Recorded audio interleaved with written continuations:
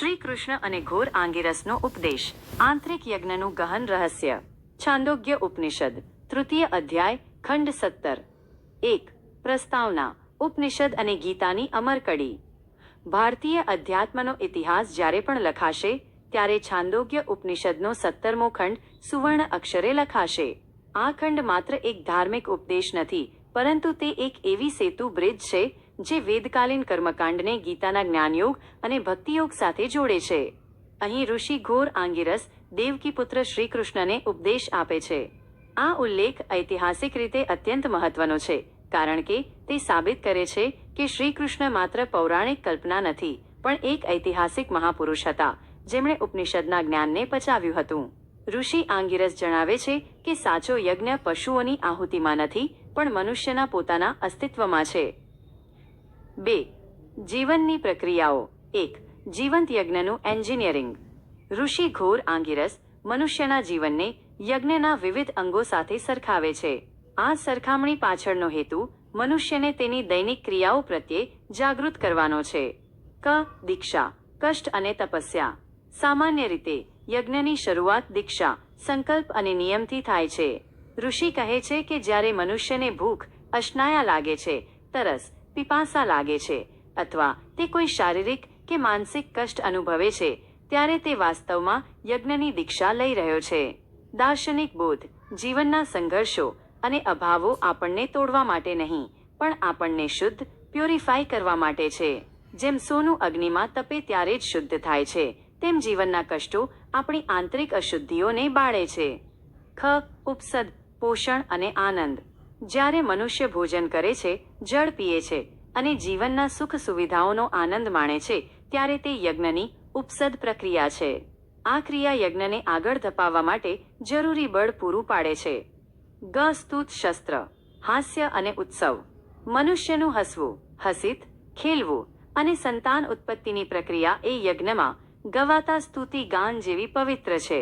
અહીં ઉપનિષદ અત્યંત ઉદાર બને છે. તે કહે છે કે પરમાત્મા માત્ર ગંભીરતામાં નથી, પણ તે હાસ્ય અને સર્જનના આનંદમાં પણ છે. 3. પંચ દક્ષિણા, ચારિત્ર્યનું અણમોલ દાન.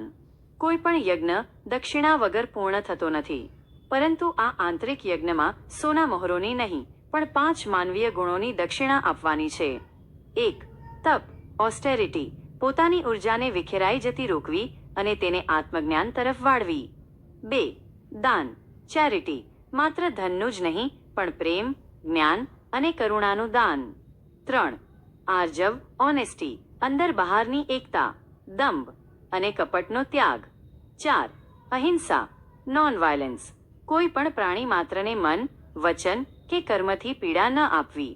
5. સત્ય વચન, ટ્રુથફુલનેસ, સત્યનો સાક્ષાત્કાર અને નિર્ભયતાથી તેનું પાલન. આ 5 ગુણો જે સાધકના જીવનમાં વણાયેલા છે, તેનું આખું જીવન પુરુષ સુક્ત બની જાય છે. 4. શ્રી કૃષ્ણની ઐતિહાસિકતા અને ગીતાનો ઉદય. આ ખંડમાં શ્રી કૃષ્ણ દેવકીપુત્ર શબ્દનો પ્રયોગ થયો છે. આ ઉલ્લેખના સંશોધનાત્મક પાસાઓ. ઐતિહાસિક પુરાવો. વિશ્વના અનેક ઇતિહાસકારો આ ઉલ્લેખને શ્રી કૃષ્ણના અસ્તિત્વનો સૌથી પ્રાચીન લિખિત પુરાવો માને છે. જ્ઞાનની પિપાસા.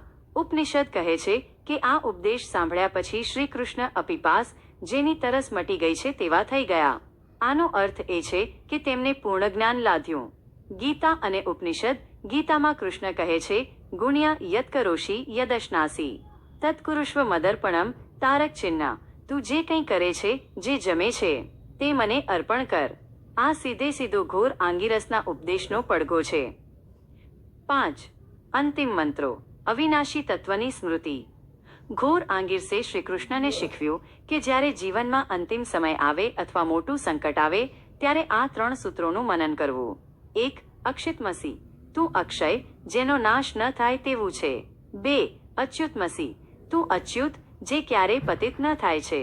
3. પ્રાણ સંશિતમસી, તું પ્રાણનું મૂળ તત્વ છે. આ સૂત્રો સાધકને મરતી વખતે પણ અમરત્વનો અનુભવ કરાવે છે. તે સમજાવે છે કે શરીર નાશવંત છે, પણ તેની અંદર રહેલો યજ્ઞ કરતા આત્મા શાશ્વત છે. 6. વૈજ્ઞાનિક અને મનોવૈજ્ઞાનિક વિશ્લેષણ. સમગ્રતાવાદી જીવન, હોલિસ્ટિક લિવિંગ. આ વિદ્યાધર્મને મંદિર કે મસ્જિદ સુધી સીમિત નથી રાખતી, પણ તેને રસોડાથી લઈને રણ મેદાન સુધી લઈ જાય છે. Stress management. જ્યારે આપણે આપણા દરેક દુઃખને યજ્ઞની દીક્ષા માનીએ છીએ, ત્યારે માનસિક તણાવ તપસ્યામાં બદલાઈ જાય છે. Ecological balance. અહિંસા અને દાન જેવા ગુણો સમાજ અને પ્રકૃતિ સાથેના આપણા સંબંધોને મજબૂત બનાવે છે.